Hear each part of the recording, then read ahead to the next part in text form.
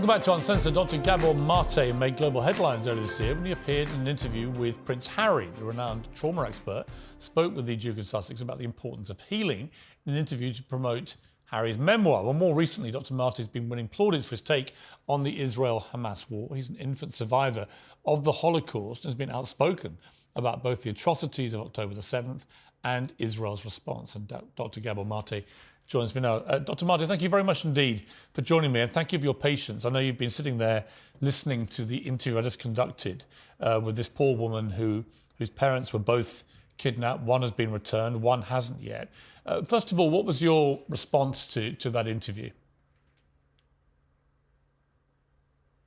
On a human level, I saw a very decent person in evident pain, in grief, obviously deep anxiety about the fate of her father. I saw somebody trying to make the best out of a really horrific situation, and my heart goes out to her. You specialise throughout your career in trauma and helping people get through trauma. You've talked to many people who've been in extreme trauma.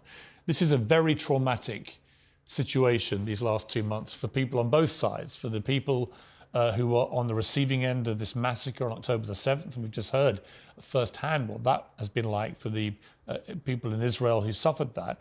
But also, of course, what's going on now in Gaza with many thousands of innocent people being killed, with Israel's military response, including thousands of children. What is your overall assessment of where this war is now heading?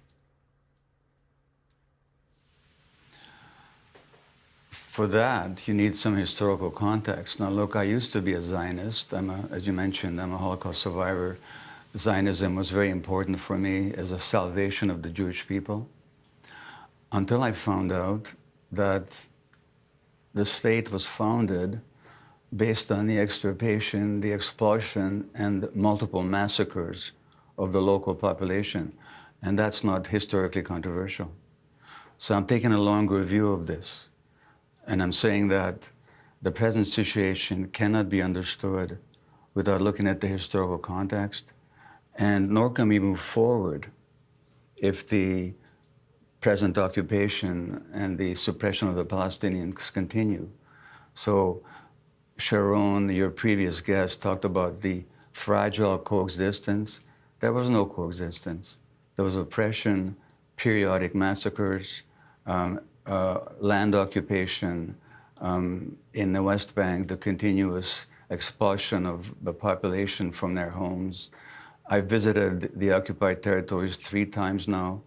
The first time, back during the first Intifada, Piers, I cried every day for 2 weeks at what I saw. So this cannot go on. And I saw the news about the Elgin marbles being returned, and how you changed your mind about that. Well, how about returning the land that's been stolen from the Palestinians? I'm not talking about the state of Israel. I'm not talking about 1948. I'm talking about since 67 and what's going on right now. So there's got to be some stop to what's going on, and that's how I understand it. No, this is for the sake of both Israelis and Palestinians. Yes, I completely agree with you. This is a never-ending cycle. I guess from the Israelis' point of view, what happened on October the 7th was on such a gigantically horrific scale.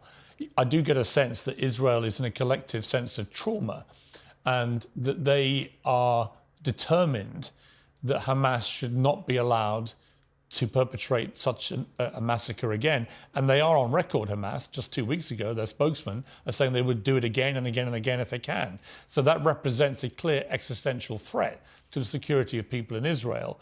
So I guess my question for you is, what should Israel's response be? Everyone is increasingly concerned about what is going on in Gaza. Clearly, the loss of civilian life is on a catastrophic scale. Nobody thinks this is right, but at the same time, I think many would share my view that Israel has a right to defend itself. The question is, how do they do that appropriately, and how do they get rid of Hamas, if indeed you think they should get rid of Hamas? Well, you're raising many questions, and many fair questions. Now, look, I live in Canada, where this country was founded on the suppression and the erasure of the indigenous population and the utter denial of their narrative. And in Canada, for example, there are horrendous residential schools where a few decades ago, if a native child spoke their tribal language, they'd have a pin stuck in their tongue. Now, most Canadians are not aware of that history. Most Israelis are not aware of the history of what the Palestinians have suffered. They don't know that in 1948 there were multiple massacres of large numbers of people by Israeli forces. They don't know the history, the subjective experience of the Palestinians. And in the absence of that knowledge, October 7th would just strike them as another horrific anti-Semitic event. I understand the desire for defense and certainly even a desire for revenge, but that's in the absence of knowing what the Palestinian experience has been. And the Western press, and as in all countries where the local population has been displaced, the majority of the population doesn't know the history or the subjective experience. So if you're asking me how to move forward, let's inform ourselves of the actual experience of both sides, not just one side. And just as you had this wonderful Israeli woman, Sharon here, who spoke with such humanity and such poignancy, you might have some Palestinians on explaining their experience of what it's like for them to live under occupation. And in the absence of that conversation, there's no moving forward. And that's all I'm asking for. I've had a number of Palestinians, including a doctor. Let me say one more thing, sorry. Yeah. Israel's right to defense. Yeah. Yes, Israel has the right to defend itself. Every country does. But Israel has no right to impose an occupation on people. Now look, I was born in Hungary. In 1956, when I was 13, studying for Bar Mitzvah, there was the Great Hungarian Revolution against Soviet occupation. And it was after that revolution that we became refugees and came to Canada. Now, did Russia have the right to defend itself against the Hungarian revolutionaries? You know, so, and mostly when we talk about Israel's right of defense, we're taking isolated Palestinian actions, but we're not saying that this population also has the right to defend against the occupation. I'm not justifying the terrible events of October the 7th. I'm talking in the absence of historical awareness. It all just looks like Israel defending itself. But against whom? Against the population that has been massacring in a number of thousands for 80 years and taking their lands and destroying their homes and jailing their children and torturing them. That's the history. Now, unless we know that, it all looks like this poor little country trying to defend itself. But against whom? Against people it's been occupying and displacing for 80 years. That's the history, as Israeli historians have shown. I don't make this stuff up. I wish it wasn't true. I wish I could believe in the dream of the Jewish state. I love that dream. Except I found out at what price, at what nightmare that imposed on the Palestinians. How do you see this ever getting resolved? It seems so intractable, but then, as I always say, so did the Northern Ireland conflict.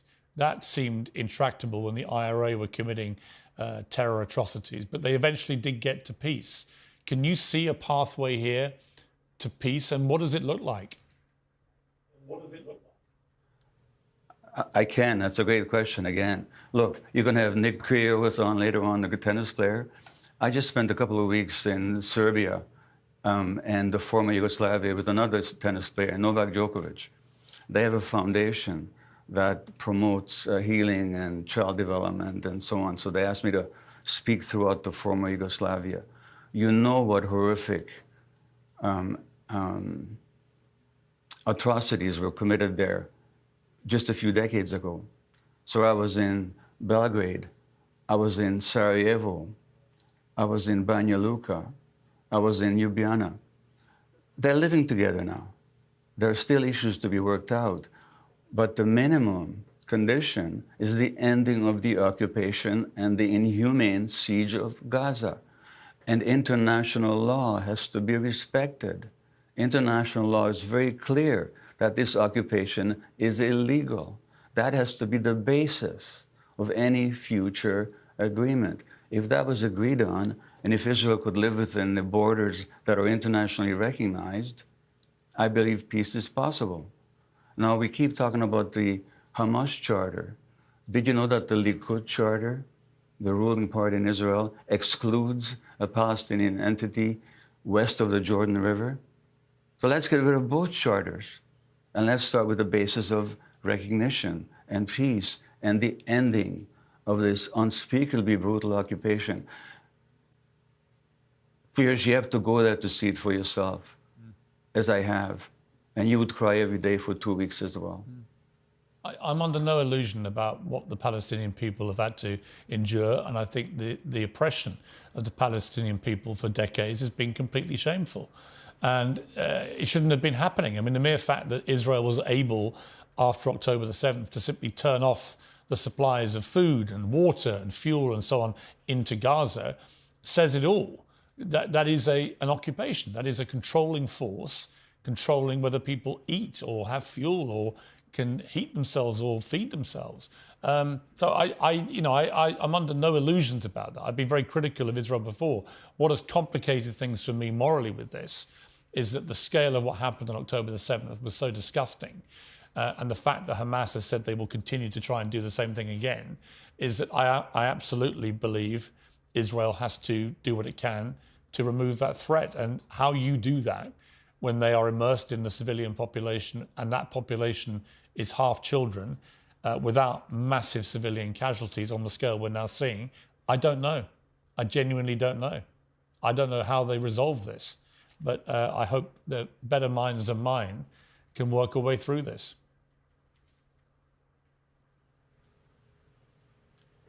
Well, I hope along with you as well. But again, I'm saying that there's no possibility of that until the international community, and particularly Israel's big brothers, the UK and the US, stop supporting its illegal, brutal, inhumane, and rapacious occupation. It can't happen without some pressure. And again, most Israelis are simply not aware. I've been to Israel, talked to people. They have no idea what's happening a few miles away from when they're sitting in Tel Aviv having coffee, and they have no idea, or in Jerusalem, and they have no idea what's happening a few miles away, how those people under occupation are living. And this has been, it's not that they're not capable of being aware, but like most people, they're just not. And I'm saying that unless we fully get the Palestinian experience historically and throughout the decades and into the present moment, we can't possibly understand what's going on here. Now, in 2005, there was a study appeared in the Journal of World Psychiatry looking at traumatized populations under war conditions.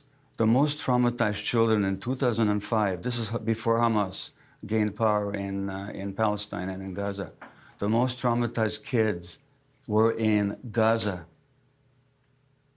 This population has been traumatized severely. Of course, they're full of rage. I'm not justifying anything they did, but I'm saying, what do we expect from this population that's been suppressed and tormented and crucified for decades? Sorry? We're going to have a short break and come back. I'll come back with you after the break.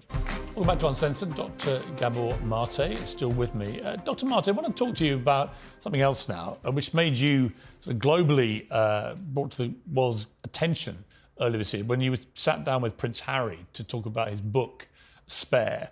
And it got a lot of attention, this. I just wondered, you've expressed since then regret, really, that you ever did it. Why do you feel that way? I expressed regret, not about the having done the interview, but the way I agreed that it would be conducted. What I mean by that is I had a strong sense that this interview should be free for everybody. It should be a service to the public. It was a great discussion. I really enjoyed meeting Harry. I found him to be humble and sincere and genuinely interested in promoting mental health and looking at the trauma that underlies people's mental health issues. What was wrong with it is that it was put behind a paywall. So a lot of people had to buy his book in order to watch the interview. A lot of 4 million people already had. They were excluded from watching the interview. And so that's what I regretted. I did not regret doing the interview. I enjoyed it. And I thought it was a really good discussion between two people, two flawed people who were willing to look at their flaws. So I'm glad I did it. But in retrospect, I would not agree to it unless it was aired freely for the whole world to see. Harry felt the same way, by the way, afterwards. We both wanted it released, but the lawyer said that since it was marketed as a pay-for viewing, one-time event, we'd be slapped with a class action suit if we released it. So unfortunately, a lot of people didn't see it. Those who did, for the most part, expressed a lot of appreciation. Let me play a clip from the interview you conducted. I'll come back to you after this. And then at some point you say, towards the end of the book, when is someone in this family going to break free and live? Mm-hmm. Have you done that? I have now. Yeah. What does it feel like? It was great. I do. I mean, once the book came out, I felt incredibly free. I felt a huge weight off my shoulders. Now, we have very different views about Prince Harry. I'll lay my cards on the table. I think he's behaved disgracefully towards his family, particularly when Prince Philip was dying, and then the Queen was dying, the family was in grief, and all he and his wife Meghan seem to have done to me is chuck flames at the family from abroad and tried to damage them and the institution of the monarchy. But it's interesting that he believed there, and I recognise you feel differently, that he believed there that he's found freedom. But in all your experience of talking to people through, you know, similar kind of family trauma, if you like, can you really find happiness if your freedom involves disconnecting yourself from your entire family? Well, it's a really good question. My eldest son and I, Daniel, with whom I wrote our book, The Myth of Normal, Trauma, Illness, and Healing in a Toxic Culture, are writing a new book now. It's called Hello Again, a fresh start for parents and their adult children. Families are tough. Families hurt each other. Children are traumatized in families. Harry was traumatized in his family, not because his parents didn't love him, but because they were carrying their own trauma and passing it on to the next generation. I passed on my trauma to my children. I didn't mean to, but I did.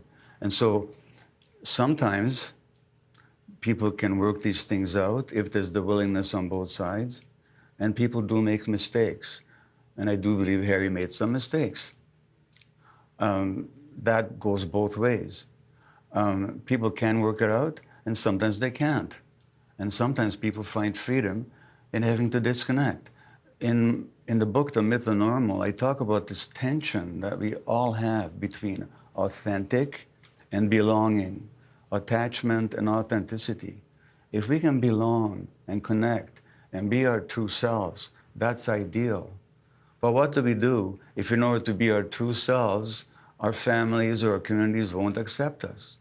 Well, for example, over this Israel issue, I made a decision a long time ago that for me, speaking the truth, which doesn't make me right, but speaking my truth is more important than who likes me and who doesn't like me. In 1967, I wrote an article after the war arguing by that time that Israel had occupied these territories quite deliberately and then never give them back. My father kicked me out of the house. I accepted that. Now, my father later on came around and actually agreed with me. But I made the decision that to be myself and to speak my truth, I'm willing to break the contact if that's what it took. A lot of people in that situation, and Harry in that family with a very troubled young mother and a loveless marriage, and a father who was having an affair before he was born, a family that was not a whole lot of touching and holding. There's multiple reasons to say that he was a very traumatized child, and in order to become himself, he had to distance himself. Now, did he do it right? Exactly the ideal way? Maybe not, but you know what? When I look at myself at age 38 or 35, boy, did I make a lot of mistakes. So this is all part of the human drama. Yeah. And families sometimes work it out, sometimes they don't. It's true. It's very true. Dr. Matti, I've got to leave it there. It's been fascinating. Please come back on the show again another time. I've really enjoyed talking to you. Likewise, I really appreciate you giving me this listening. Thank you. A pleasure. Thank you very much.